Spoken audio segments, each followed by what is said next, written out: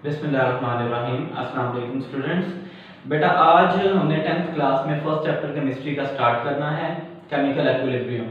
तो बेटा chemical equilibrium जो है इसमें कुछ बेसिक कॉन्सेप्ट्स समझने वाले हैं चैप्टर के स्टार्ट में। इसमें हमने बेटा डिफरेंट केमिकल रिएक्शंस को और केमिकल रिएक्शंस के बिहेवियर को पढ़ना है कि केमिकल रिएक्शंस जो है इनका बिहेवियर किस तरह से होता है, केमिकल रिएक्शन क्या क्या काम करते हैं, किस किस तरह से केमिकल रिएक्शन परफॉर्म होते हैं। तो चले बेटा इसको स्टार्ट करते हैं। सबसे पहले बेटा रिएक्शंस पर आते हैं। रिएक्शंस बेटा आपके पास तीन टाइप के होते हैं। अच्छा बेटा रिएक्शंस जो है इसके मामले में हम सब ये अज्यूम करते हैं, हम सब ये चीज सोचते हैं कि हर रिएक्शन कंप्लीट हो जाता है, every reaction goes to completion, जबकि ये चीज सरासर गलत है।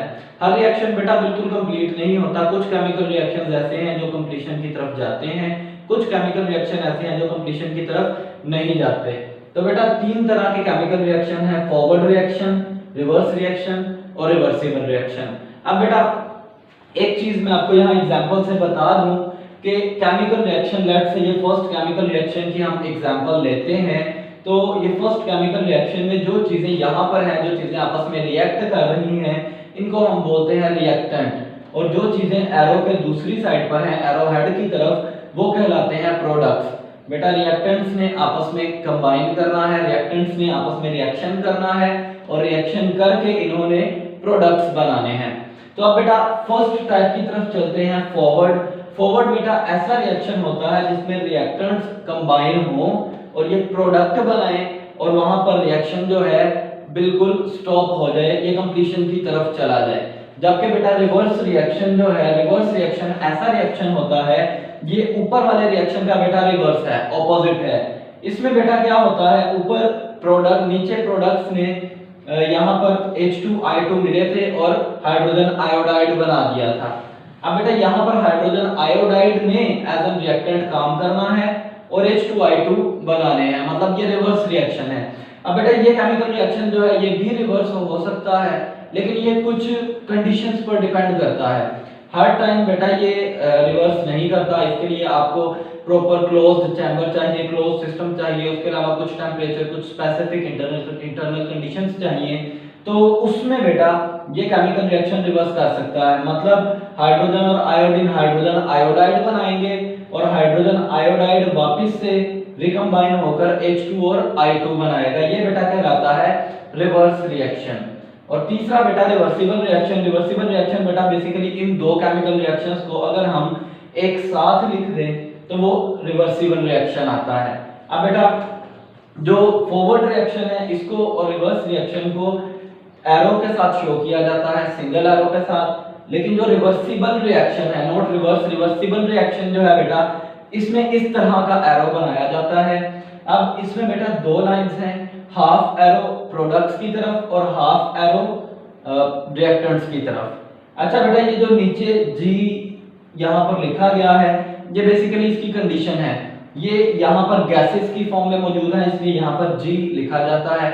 अगर ये सॉलिड हो या ये लिक्विड हो तो यहाँ पर S या L लिखा जाता है। और बेटा ऊपर ये जो ट्रायंगल्स बनाए गए हैं ये बेसिकली शो कर रहे हैं चेंज ऑफ हीट को, कि इस केमिकल रिएक्शन में हीट हमने इसमें प्रोवाइड की है। तो बेटा यहाँ तक आपके पास कॉन्सेप्ट था फॉरवर्ड, रिवर्स और रिवर्सिबल रिएक्शन का। अब इस चीज को बेटा आपकी बुक से देखते हैं। तो बेटा बोर्ड पर हमने फॉरवर्ड, रिवर्स और रिवर्सिबल रिएक्शन का कॉन्सेप्ट ले लिया। अब यहाँ से बेटा पहले इंट्रोडक्शन को देखते हैं, फिर उनकी डेफिनेशंस की तरफ जाते हैं। तो बेटा इंट्रोडक्शन में बता रहे हैं कि जनरली हम ये चीज़ प्रिज्यूम करते हैं, सोचते हैं कि मोस्ट केमिकल रिएक्शंस जो हैं, केमिकल और फिजिकल चेंजेस जो हैं ये कंप्लीशन की तरफ जाते हैं।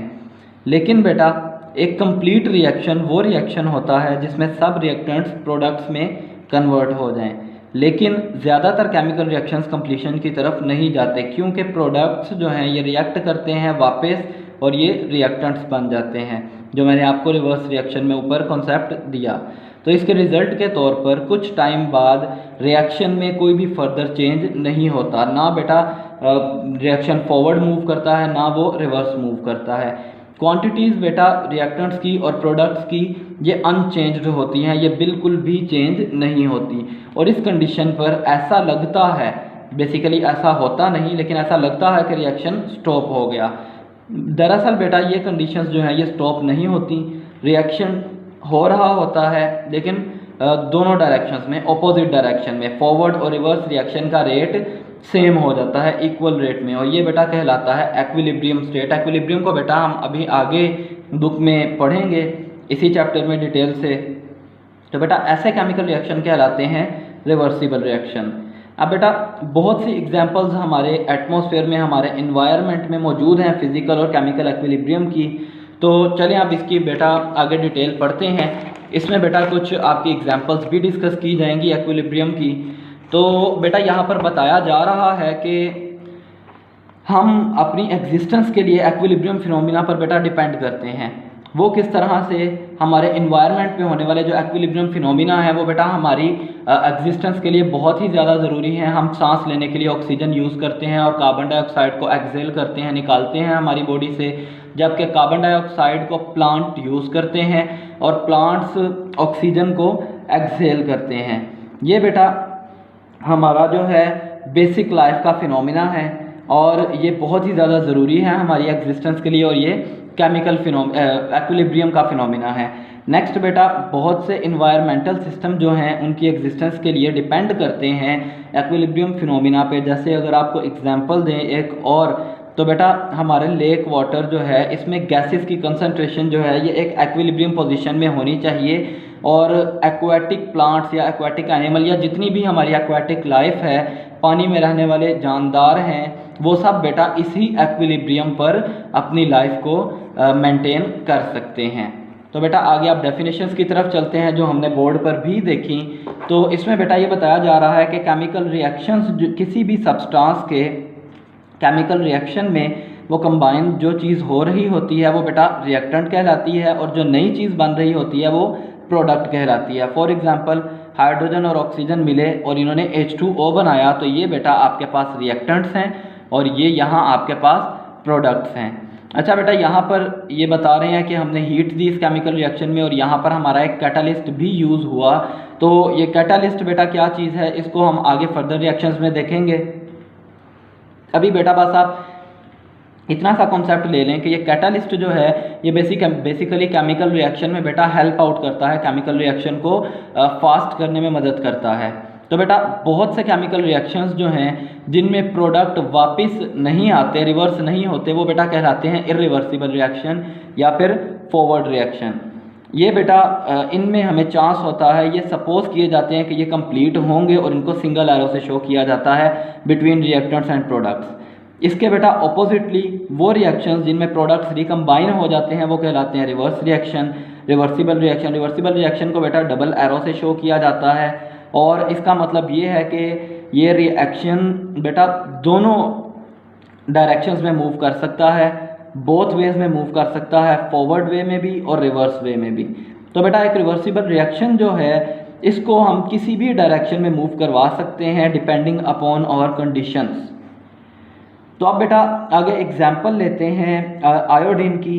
आयोडीन बेटा यहाँ पर केमिकल एक्विलिब्रियम में एग्जाम्पल दी गई है, और बेटा ये जो ऊपर सारी एग्जाम्पल दी गई है इसको बेहतर तरीके से समझाने के लिए मैं आपको पहले डायग्राम पर लेकर चलता हूँ। इस डायग्राम में बेटा ये जो ऊपर सारा डिटेल में बताया गया है वो इस डायग्राम में आपको छोटी सी एक वर्डिंग में मैं आपको बता देता हूँ। यहाँ पर बेटा आपके पास बेसिकली क्लोज्ड कंटेनर है। ये अगर आप एक्विलिब्रियम मेंटेन करना चाह रहे हैं तो बेटा इसमें आपको क्लोज्ड कंटेनर चाहिए, क्योंकि ये गैसेस है, आयोडीन भी गैस है और हाइड्रोजन भी गैस है। और जैसे ही बेटा आप इसको कंटेनर में डालेंगे तो बहुत हद तक चांस होता है अगर कंटेनर ओपन हो तो ये एस्केप आउट हो जाएं। तो बेटा यहाँ पर अब हाइड्रोजन आपके पास कलरलेस है और आयोडीन जो है इसका पर्पल कलर होता है। जब बेटा ये केमिकल रिएक्शन करते हैं, केमिकल रिएक्शन करके प्रोडक्ट्स बनाते हैं, तो ये जो पर्पल कलर है आयोडीन का बेटा ये बिल्कुल कलरलेस हो जाता है।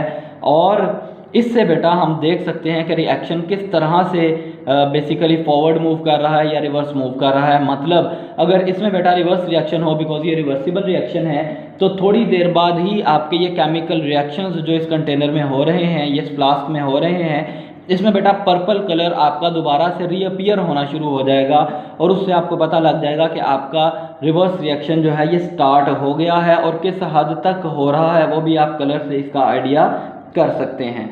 तो बेटा इसके बाद ये कह रहे हैं कि एक और एग्जाम्पल की तरफ चलते हैं। हाइड्रोजन और आयोडीन, हाइड्रोजन आयोडाइड के बाद बेटा अब कैल्शियम कार्बोनेट की तरफ चलते हैं। इसमें कैल्शियम ऑक्साइड और कैल्शियम कार्बन डाइऑक्साइड को यूज़ कर रहे हैं कैल्शियम कार्बोनेट बनाने के लिए। तो बेटा अब इसकी तरफ आगे चलते हैं। अब बेटा यहाँ पर बता रहे हैं कि आपके पास कैल्शियम कार्बोनेट है, कैल्शियम कार्बोनेट को आपने हीट किया है ओपन फ्लास्क में, वो डिकम्पोज हुआ, कैल्शियम ऑक्साइड बना, कैल्शियम डाइऑक्साइड बना, कैल्शियम डाइऑक्साइड इसमें से एस्केप हो गया और कैल्शियम ये केमिकल रिएक्शन जो है ये कंप्लीशन की तरफ चला गया। मतलब अगर आप इसको ओपन कंटेनर में करें कुछ इस तरह से, जिसको आपने ऊपर से बंद नहीं किया, कैल्शियम कार्बोनेट को आपने हीट किया, इसमें बेटा दो चीज़ें बनी, कैल्शियम ऑक्साइड बना और कार्बन डाइऑक्साइड बना। कार्बन डाइऑक्साइड क्योंकि गैस है ये बेटा इसमें से एस्केप हो गया और ये केमिकल रिएक्शन जो है ये कंप्लीशन की तरफ गया। जबकि अगर आप इसको बेटा करें कुछ ऐसी कंडीशन में कि इसको आपने ऊपर से कंटेनर बंद रखा है, तो इसमें क्या होगा बेटा, ये आप जैसे ही हीट करेंगे कैल्शियम कार्बोनेट को, कैल्शियम ऑक्साइड बनेगा, कार्बन डाइऑक्साइड भी बनेगा, लेकिन कार्बन डाइऑक्साइड बेटा एस्केप आउट नहीं होगा, वो इधर हमारे कंटेनर में ऊपर की साइड में कहीं पर इकट्ठा होना शुरू हो जाएगा।